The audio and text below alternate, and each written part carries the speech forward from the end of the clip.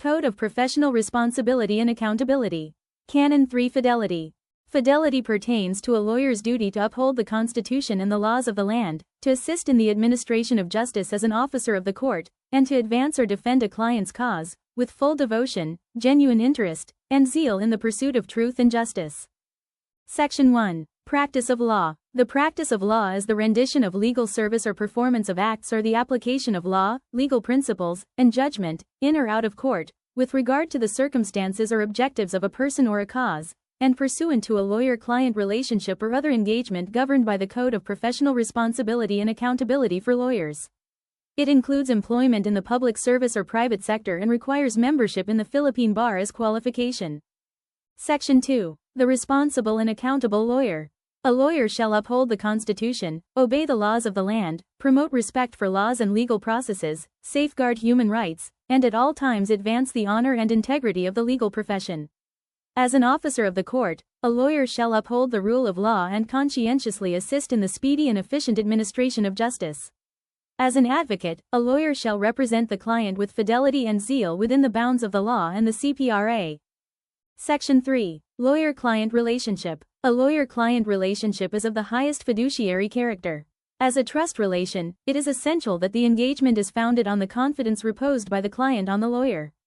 Therefore, a lawyer-client relationship shall arise when the client consciously, voluntarily and in good faith vests a lawyer with the client's confidence for the purpose of rendering legal services such as providing legal advice or representation, and the lawyer, whether expressly or impliedly, agrees to render such services. Section 4. Authority of lawyer to bind client. A lawyer can bind a client in a legal engagement only when so authorized through a written agreement. The lawyer, however, cannot compromise a client's litigation, or receive anything in discharge of a client's claim, without a special power of attorney for such purpose. Section 5. Authority of lawyer to appear. A lawyer is presumed to be properly authorized to represent any cause in which he or she appears, and no written power of attorney is required to authorize him or her to appear in court for the client. The court, tribunal, or other government agency may, on its own initiative or on motion of either party, on just cause, require a lawyer to produce or prove the authority to appear on behalf of the client. Section 6. Fiduciary duty of a lawyer. A lawyer shall be mindful of the trust and confidence reposed by the client. To this end, a lawyer shall not abuse or exploit the relationship with a client. Section 7. Prohibition against frivolous suits and abuse of court processes. A lawyer shall not a. File or encourage the filing of any suit or proceeding not authorized by law or jurisprudence and without any evidentiary support, b. Unduly impede the execution of an order or judgment which is warranted, or c. Abuse court processes. Section 8. Lawyer's duty to encourage settlement. A lawyer shall encourage the client to avoid, end or settle a controversy, whether pending or not, in order to reach a settlement or a compromise if the matter can be compromised under the law and will admit of a fair settlement. To this end, the lawyer shall actively assist the parties in the court, tribunal, or other government agency to effect mediation and/or dispute resolution. Section 9. Duty to call client to rectify fraudulent act.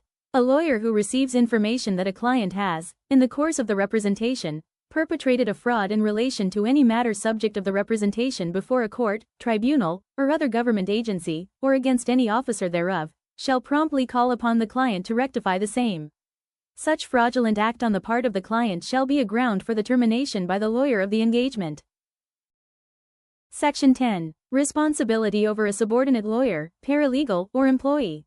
A lawyer or law firm shall be responsible for the mistakes, negligence, and/or acts or omissions of a subordinate lawyer, paralegal, or employee under the lawyer's direct supervision and control, who is acting within the scope of the assigned tasks, that cause damage or injury which brings dishonor to the profession or violates the rule on confidentiality.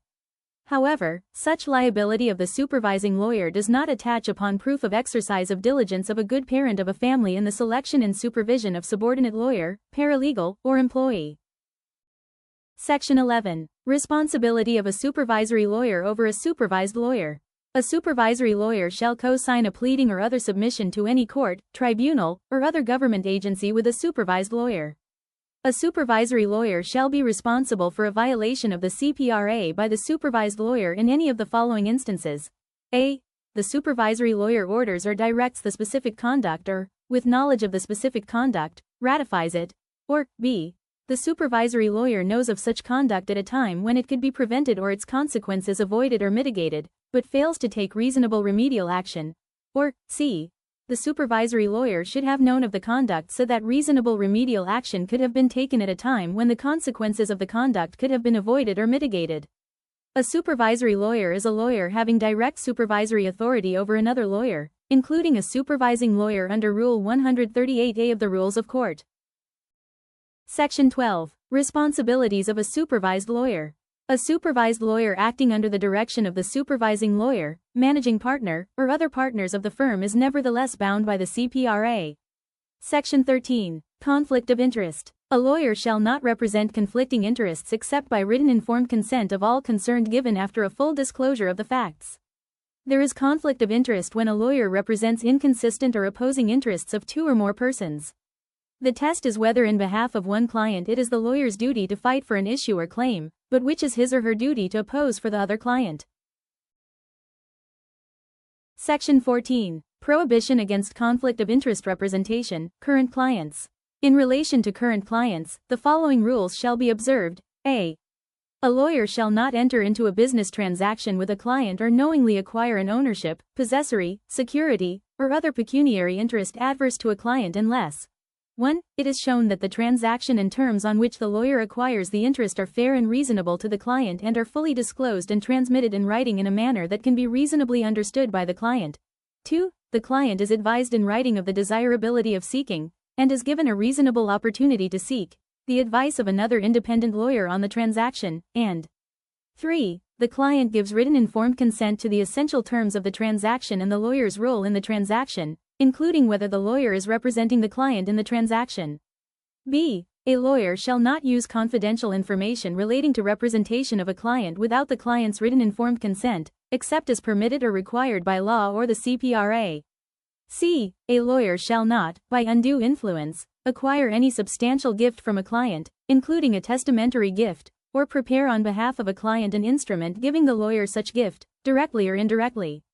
D. Unless with the written informed consent of the client and subject to the application of the sub judice rule, a lawyer shall not make or negotiate an agreement giving the lawyer literary or media rights to a portrayal or account based in substantial part on information relating to the representation. E. A lawyer shall not accept compensation for representing a client from any person other than the client, unless 1. The client gives written informed consent.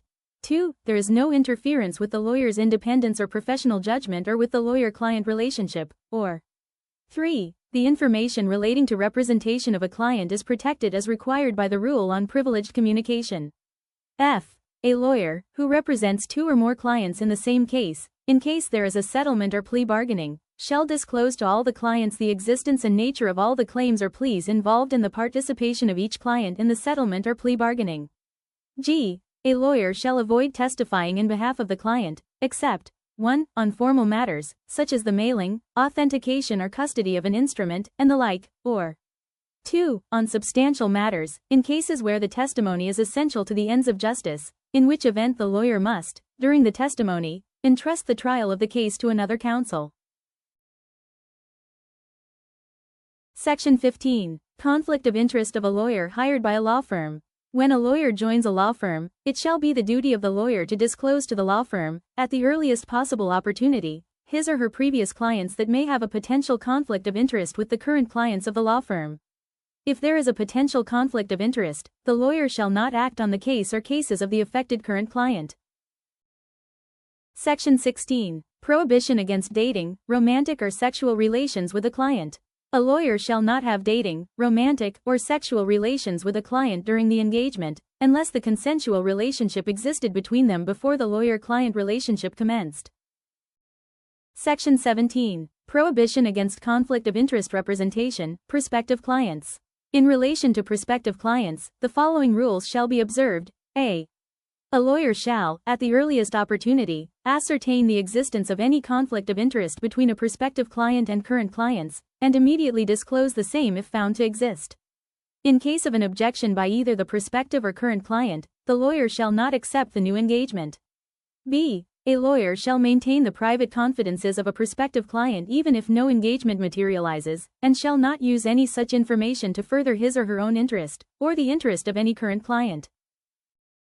Section 18. Prohibition against conflict of interest representation, former clients.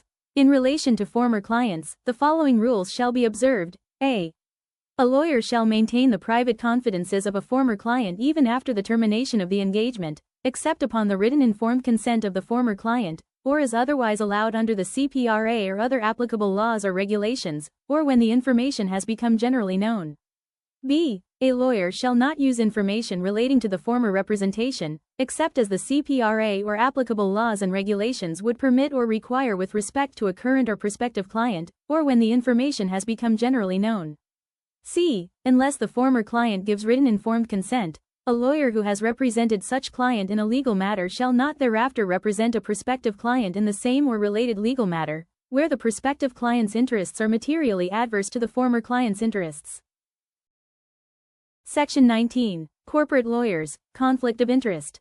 In relation to organizational clients, a lawyer who represents a corporation or any organization does not, by virtue of such representation, necessarily represent any constituent or affiliated organization, such as a parent or subsidiary. A lawyer for a corporation or other organization, who is also a member of its board of directors or trustees, shall determine whether the responsibilities of the two roles may conflict. In the event of the latter, the lawyer shall disclose the conflict of interest to all concerned parties. Section 20. Legal Services Organization, conflict of interest. A legal services organization is any private organization, including a legal aid clinic, partnership, association, or corporation, whose primary purpose is to provide free legal services. A lawyer-client relationship shall arise only between the client and the handling lawyers of the legal services organization. All the lawyers of the legal services organization who participated in the handling of a legal matter shall be covered by the rule on conflict of interest and confidentiality. Section 21. Lawyers in government service, conflict of interest. A lawyer currently serving in the government shall not practice law privately, unless otherwise authorized by the Constitution, the law or applicable civil service rules and regulations. If allowed, private practice shall be upon the express authority of the lawyer's superior, for a stated specified purpose or engagement, and only during an approved leave of absence. However, the lawyer shall not represent an interest adverse to the government. Section 22. Public Attorney's Office, conflict of interest. The Public Attorney's Office is the primary legal aid service office of the government. In the pursuit of its mandate under its charter, the Public Attorney's Office shall ensure ready access to its services by the marginalized sectors of society in a manner that takes into consideration the avoidance of potential conflict of interest situations which will leave these marginalized parties unassisted by counsel.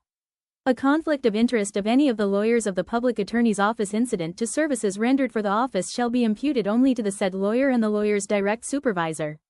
Such conflict of interest shall not disqualify the rest of the lawyers from the Public Attorney's Office from representing the affected client, upon full disclosure to the latter and written informed consent.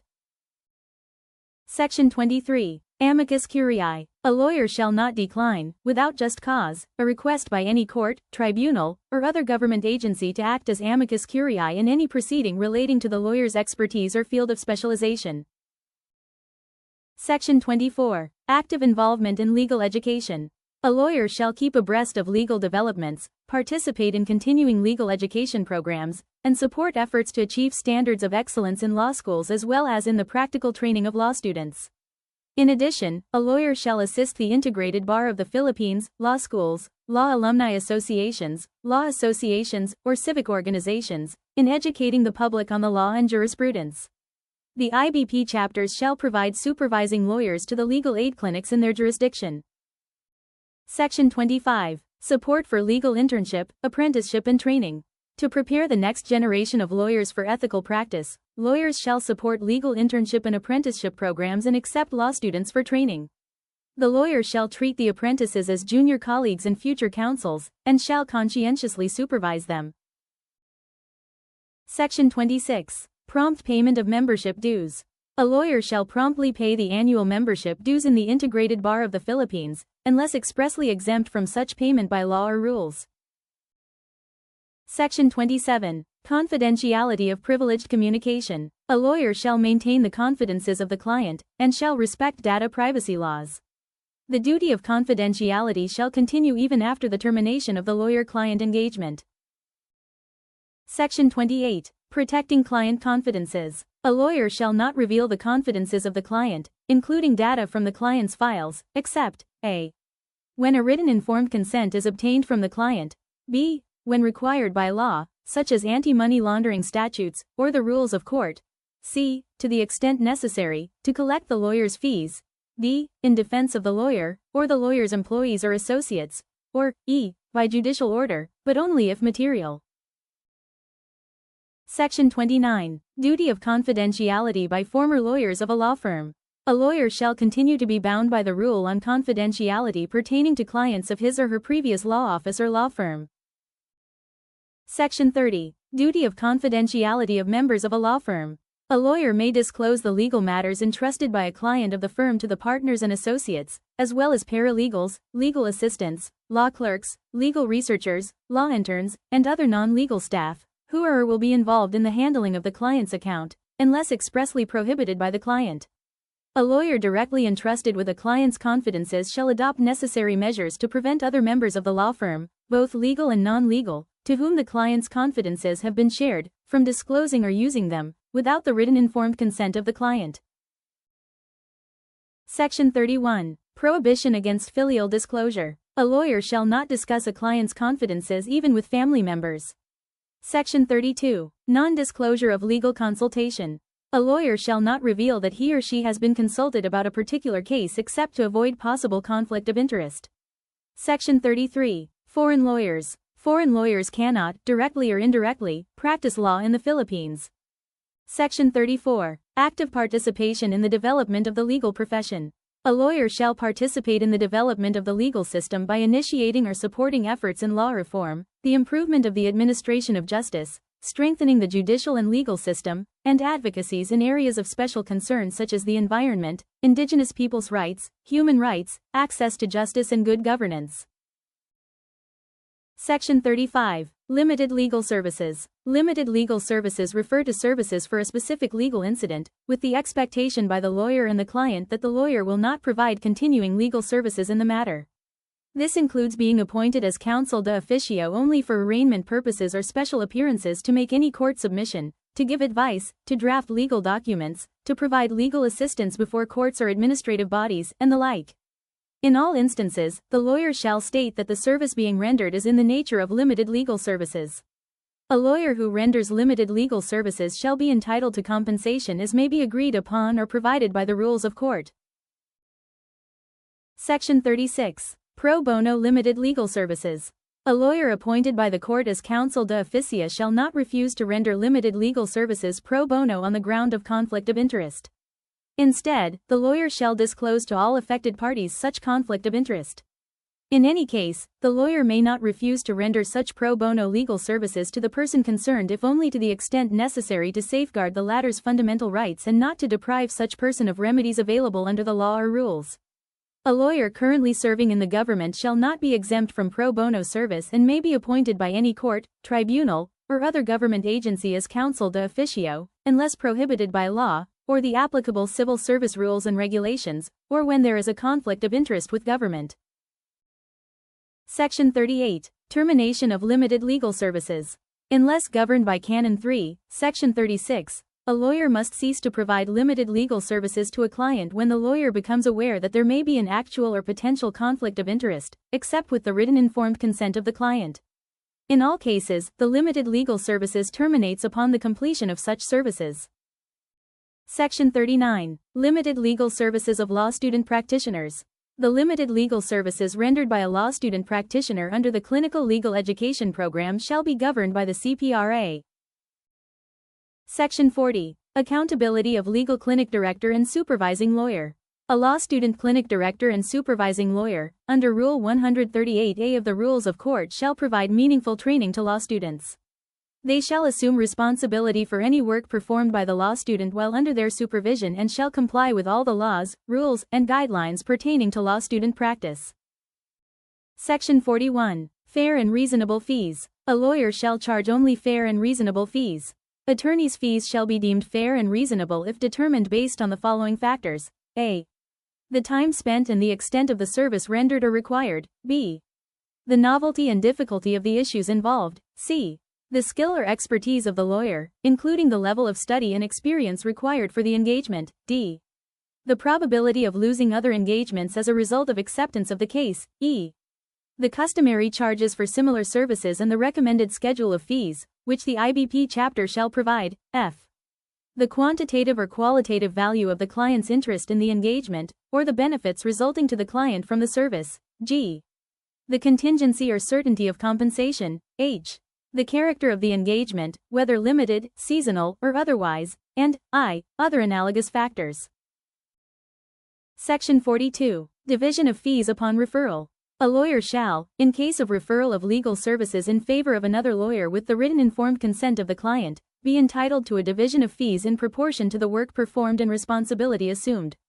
Where a lawyer undertakes to complete unfinished legal business of a deceased lawyer, a division or sharing of fees is allowed with the deceased lawyer's legal heirs or estate. Section 43. Non-sharing of fees with non-lawyers.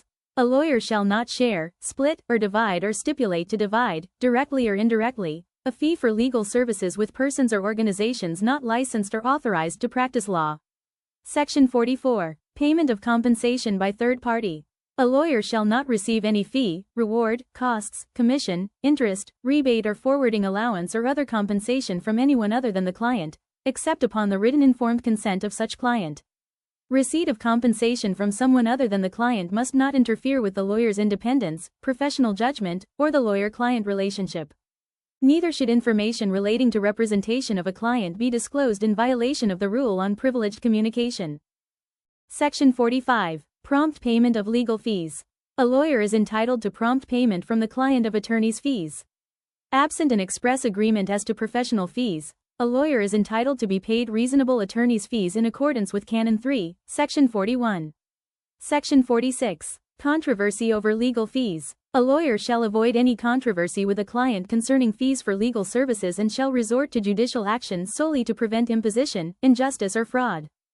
Section 47. Enforcement of attorney's lien. In case of non-payment of attorney's fees, a lawyer may resort to the enforcement of the attorney's lien under Canon 3, Section 54, by filing a notice of enforcement of attorney's lien with the court, tribunal, or other government agency of origin where the action or proceeding the lawyer rendered service for is pending, without prejudice to other remedies under the law or the rules of court. The notice shall be accompanied by proof of the services rendered, and served on the client. The court, tribunal, or other government agency, after hearing, shall determine the lawyer's entitlement to the claimed fees. The enforcement of an attorney's lien shall be treated as an independent claim and shall in no instance delay the resolution of the main case. The resolution of the lawyer's claim may be included in the main judgment or in a separate partial judgment. In the case of a partial judgment, the same shall be subject of appeal. An appeal in the main case shall not stay the execution of the lawyer's lien. In the execution of the judgment in the main case, the court shall give due consideration to the pending claim of the lawyer. If the claim for attorney's lien arises after a decision has been rendered by the court, tribunal, or other government agency of origin on the action or proceeding, the claim for the enforcement of the lien shall be by an independent action. Section 48. Compensation for counsel de officio. Subject to availability of funds as may be provided by law, the court may, in its discretion, order a lawyer engaged as counsel de officio to be compensated in such sum as the court may fix following Canon 3, Section 41, provided that it is not covered by the provision on limited legal services. Section 49. Accounting during engagement. A lawyer, during the existence of the lawyer-client relationship, shall account for and prepare an inventory of any fund or property belonging to the client, whether received from the latter or from a third person, immediately upon such receipt. When funds are entrusted to a lawyer by a client for a specific purpose, the lawyer shall use such funds only for the client's declared purpose. Any unused amount of the entrusted funds shall be promptly returned to the client upon accomplishment of the stated purpose or the client's demand. Section 50. Separate funds. A lawyer shall keep the funds of the clients separate and apart from his or her own and those of others kept by the lawyer. Section 51. Prohibition against acquiring interest in object of litigation or transaction. A lawyer shall not acquire, directly or indirectly, a proprietary interest in the property or rights which is the object of any litigation or transaction in which the lawyer may take part by virtue of the profession. Section 52. Prohibition on lending and borrowing, exceptions. During the existence of the lawyer-client relationship, a lawyer shall not lend money to a client, except under urgent and justifiable circumstances. Advances for professional fees and necessary expenses in a legal matter the lawyer is handling for a client shall not be covered by this rule. Neither shall a lawyer borrow money from a client during the existence of the lawyer-client relationship, unless the client's interests are fully protected by the nature of the case, or by independent advice. This rule does not apply to standard commercial transactions for products or services that the client offers to the public in general, or where the lawyer and the client have an existing or prior business relationship, or where there is a contract between the lawyer and the client. Section 53. Termination of engagement by the lawyer. A lawyer shall terminate the lawyer-client engagement only for good cause and upon written notice, in any of the following cases. A. When the client pursues an illegal or immoral course of conduct in connection with the engagement. B. When the client insists that the lawyer pursue conduct that is violative of these canons and rules. C. When the lawyer's inability to work with a co-counsel will not promote the best interest of the client. D. When the moral predisposition or the mental or physical condition of the lawyer renders it difficult to carry out the engagement effectively. E. When the client deliberately fails to pay the fees for the lawyer's services, fails to comply with the retainer agreement, or can no longer be found despite diligent efforts. F. When the lawyer is elected or appointed to public office. G. Other similar cases. Section 54. Termination of engagement by the client. The lawyer-client engagement may be terminated by the client at any time upon loss of trust and confidence. The termination of the engagement shall not relieve the client from full payment of all professional fees due to the lawyer.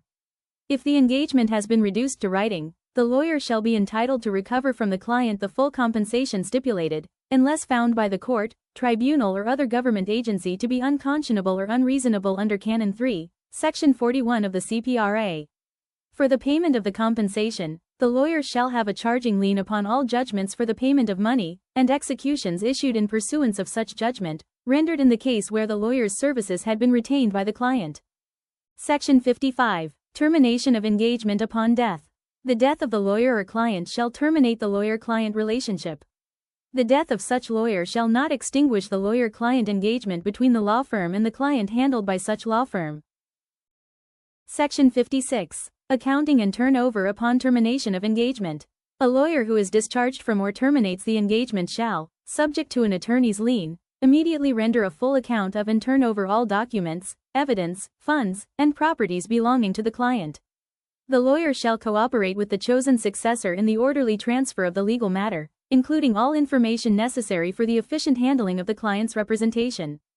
A lawyer shall have a lien upon the funds, documents, and papers of the client which have lawfully come into his or her possession and may retain the same until the fair and reasonable fees and disbursements have been paid, and may apply such funds to the satisfaction thereof. That's Canon 3, Fidelity of the Code of Professional Responsibility and Accountability or CPRA.